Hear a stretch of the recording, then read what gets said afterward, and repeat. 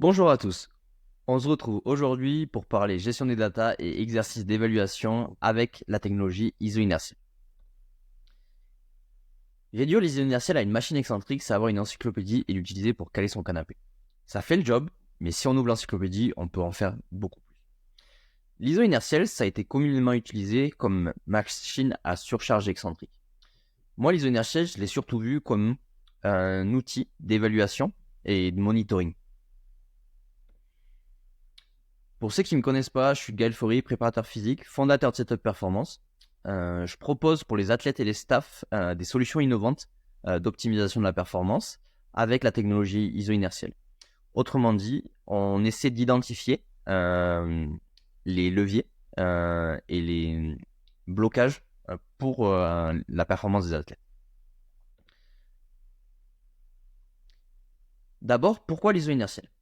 L'ISO inertielle, si on se réfère aux différentes études qui ont été publiées qui comparaient l'ISO inertielle par rapport aux charges libres, c'était sur un public universitaire, foot US. Et donc, ce qu'on s'est rendu compte, c'est que pour le même exercice, par exemple là, des squats ISO inertielle, squat à la barre, le même nombre de séances, même nombre de séries, même nombre de reps, sur une période de 12 semaines, on avait une augmentation du RM, le temps de maintien de l'endurance de force, des gains sur le changement de direction. Donc sur le changement de direction, c'était les tests Illinois et T-test. Les marqueurs de suivi de la performance, donc comme les CMJ et les squat jump, et des gains sur la récupération. Et tout ça, sur les études, on avait un gain de 10% sur l'ensemble de ces marqueurs. Nous, ce qu'on se rend compte en résultat de terrain avec les athlètes qui utilisent la technologie et les datas qui nous remontent avec des athlètes, c'est qu'on est autour de 30%. Et on se rend compte qu'on a des gains significatifs entre la 4e et la 6e séance. C'est vraiment là où on sent qu'il y a vraiment un gap et une progression. L'ISO inertielle, ça a d'autres avantages. En dehors des résultats, c'est tout l'aspect logistique, c'est que ça a peu d'encombrement, facile de transport, facile d'utiliser, ça s'adapte à une infinité d'exercices. Il y a une grosse capacité de transfert parce que c'est ce qui nous intéresse en tant que préparateur physique, c'est de l'athlète soit meilleur dans sa discipline et une dose minimale effective qui est très basse. La dose minimale effective, c'est la plus faible quantité d'exposition pour les meilleurs résultats. Donc justement, c'est pour ça en partie qu'on a très peu de fatigue avec l'iso inertiel. Si on doit retenir l'iso inertiel pour le sport performance et la rééducation, c'est plus de résultats, plus vite et une meilleure rééducation.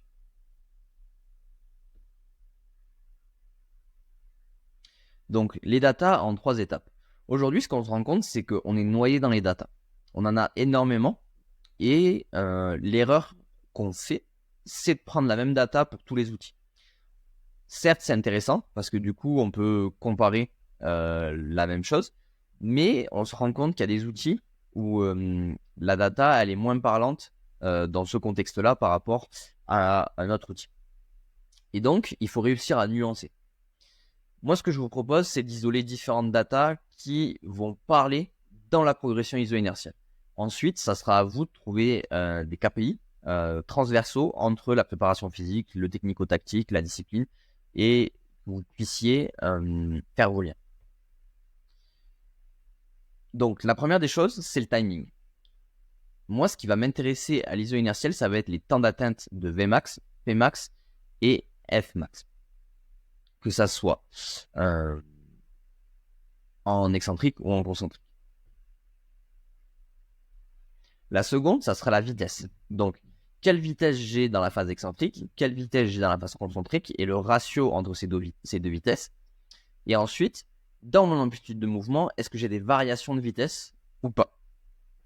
Et du coup, est-ce que c'est normal ou pas? La dernière, ça sera les notions d'accélération et de freinage. On se rend compte que l'iso inertiel, c'est un cycle d'étirement et raccourcissement continu. Et c'est pour ça que moi, je ne vois pas l'intérêt de le classer dans une machine à surcharge excentrique. On est dans une machine qui fait les 3 régimes de contraction. Et donc, ce qui va se passer, ça serait de justement pouvoir suivre et monitorer ces phases-là. Donc, on va s'intéresser à l'impulsion, on va s'intéresser au RFD et RFA, et ensuite au signal moteur. Le signal moteur, c'est durant une répétition, l'ensemble des données, comment elles évoluent en fonction du timing et de l'amplitude. Et c'est à partir de ces données qu'on va se rendre compte qu'il y a besoin d'une réelle individualisation. L'erreur commune qu'on fait à l'iso inertiel, c'est de partir du postulat que tous les athlètes fonctionnent de la même manière et ont les mêmes besoins. Et c'est là où, en fait, à l'iso inertiel, on fonctionne sur un paradigme qui est différent. L'iso inertiel, ça fonctionne contre l'inertie, alors que les charges libres fonctionnent face à la gravité. Et c'est pour cette raison qu'on ne peut pas prendre les mêmes contextes et les mêmes environnements. L'iso inertiel, on va pouvoir développer de nombreuses qualités. Ces qualités, elles vont pouvoir être réparties en fonction de différents paramètres qu'on va régler sur la machine. Donc la vitesse, la masse inertielle, le profil force-vitesse, le ratio excentrique.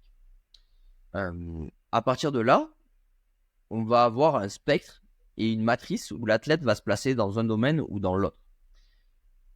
L'erreur et le changement de paradigme qu'il faut avoir, c'est que lorsqu'on fait du développement de la force sur des charges libres, on sait que le développement de la force, il va intervenir à partir de tel pourcentage du RM, ou dans telle fourchette de charge, ou dans telle fourchette de vitesse, pour ceux qui utilisent du VBT.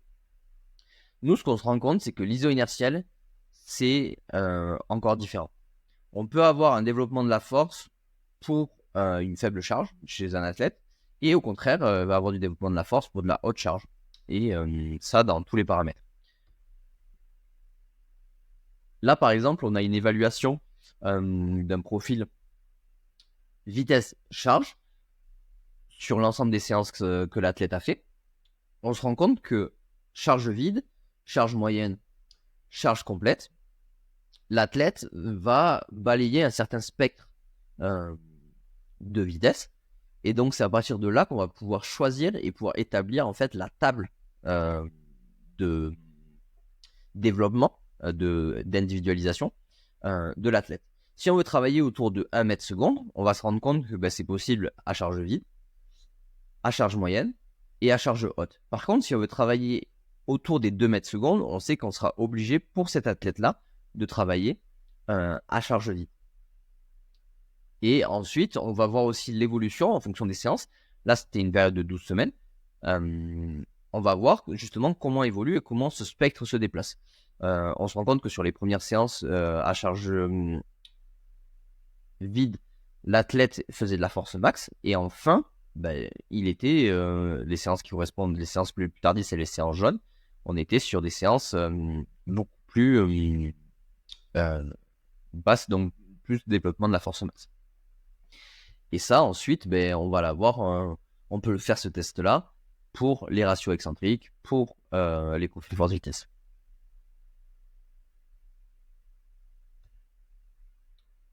Le second test d'évaluation qui m'intéresse à l'iso inertiel, ça va être le profil force-vitesse.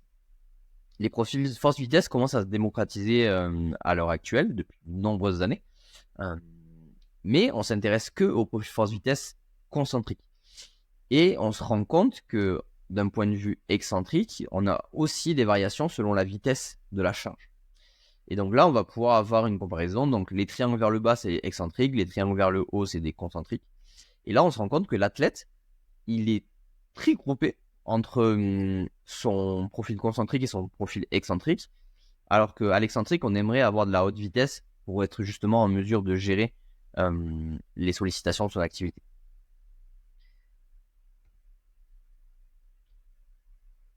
Donc, comment ces data et ces tests nous permettent d'avoir un transfert de la discipline? Que ça soit un kiné en rééducation, un préparateur physique ou un entraîneur, nous, ce qu'on veut, c'est que l'athlète, certes, il progresse dans le domaine, mais surtout, il soit plus performant dans sa discipline. Et pour ça, je propose la matrice, donc la Global Flywheel Screening, qui nous permet, en fait, de entre guillemets, évaluer l'ensemble en fait des paramètres de la discipline dans la le développement et les séances de flywheel. La première des choses, ça sera le domaine musculaire. Tel que vous le connaissez, pour les préparateurs physiques et les kinés, c'est quelque chose que vous connaissez et que vous utilisez déjà tous les jours. La seconde chose, ça sera l'exploitation de la charge. On se rend compte, et selon les disciplines, c'est encore différent. Est-ce que l'athlète bouge correctement la charge ou est-ce que l'athlète se fait bouger par la charge? On a des disciplines où on devra bouger la charge et on a des disciplines où on devra être bougé par la charge. Par exemple, pour un athlète en judo ou en sport de combat, il a un bénéfice à pouvoir jouer avec la force que va appliquer l'adversaire sur lui. Ou au contraire, un athlète de bobsleigh, lui, il va devoir bouger une charge et il sera évalué là-dessus. Sur l'aspect technique, on va aller s'intéresser aux phases de coordination, aux synergies musculaires, au timing, à plein de paramètres qui vont avoir des liens directs avec la fluidité de mouvement et l'empilage des mécanismes réflexes, où la technique, et du coup, c'est de l'apprentissage. Et la dernière chose, c'est la stabilité. La stabilité, non pas d'un point de vue équilibre, mais d'un point de vue entropie.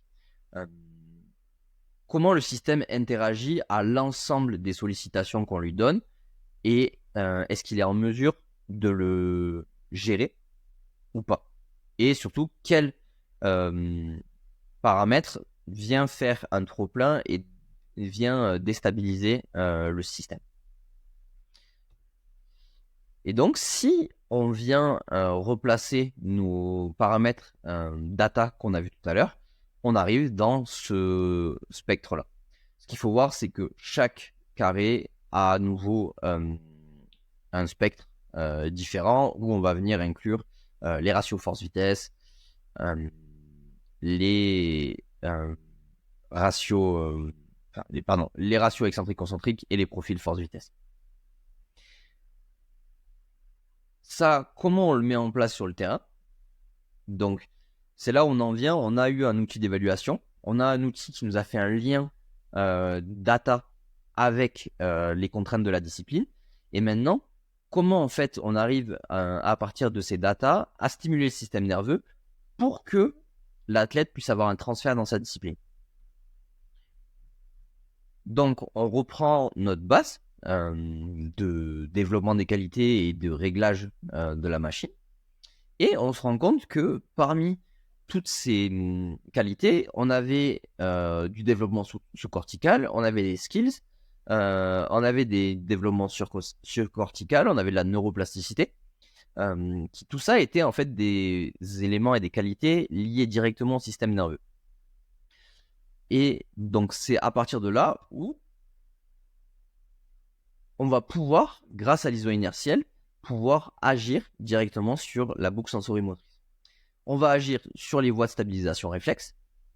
Donc, quand je suis sur un terrain de foot et que mon pied d'appui glisse parce que le sol est mouillé, je suis pas en train de réfléchir à poser mon second pied pour me rester en équilibre. Et nous, ce qu'on se rend compte, c'est qu'avec l'iso inertiel, on va pouvoir travailler sur ces situations-là. Ces situations-là, en fait, c'est elles qui vont permettre de débloquer le potentiel des qualités classiques qu'on développe en kiné ou en préparation physique. Lorsqu'on, par exemple, on parle de développement de la force max, elle est directement liée à la surface d'application. Si la surface glisse, jamais l'athlète pourra développer de la force max. On ne squatte pas sur une patinoire.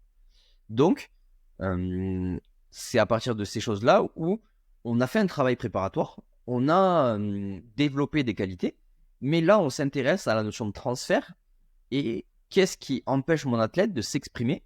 On les connaît tous, ces athlètes qui sont très bons en salle de musculation, mais qui ont des blocages, que ce soit mental ou technique, dans leur discipline. Et donc, les voies de stabilisation réflexe vont contribuer à ce potentiel, à cette libération de potentiel. Ensuite, la seconde chose, ça sera les structures proprioceptives où aujourd'hui, quand on vient faire de l'iso inertiel, on a les 3 régimes de contraction qui s'enchaînent et donc on va pouvoir alimenter ou stimuler des structures proprioceptives qui vont informer le corps de son positionnement, de son timing, de sa coordination de manière plus globale. Et en fait, ces structures proprioceptives auront un impact sur des structures, des organes décisionnels et réflexes. Et donc, du coup, on va venir créer de l'apprentissage et rendre autonome des processus qui sont du coup coûteux lorsqu'ils ne le sont pas. La dernière des choses, ça sera l'aspect biotenségrité. On se tient debout grâce à différentes structures qui sont plus ou moins actives ou passives. Tout ce qui est tissu conjonctif, les os, c'est une charpente, et autour, on a des muscles qui font bouger cette structure.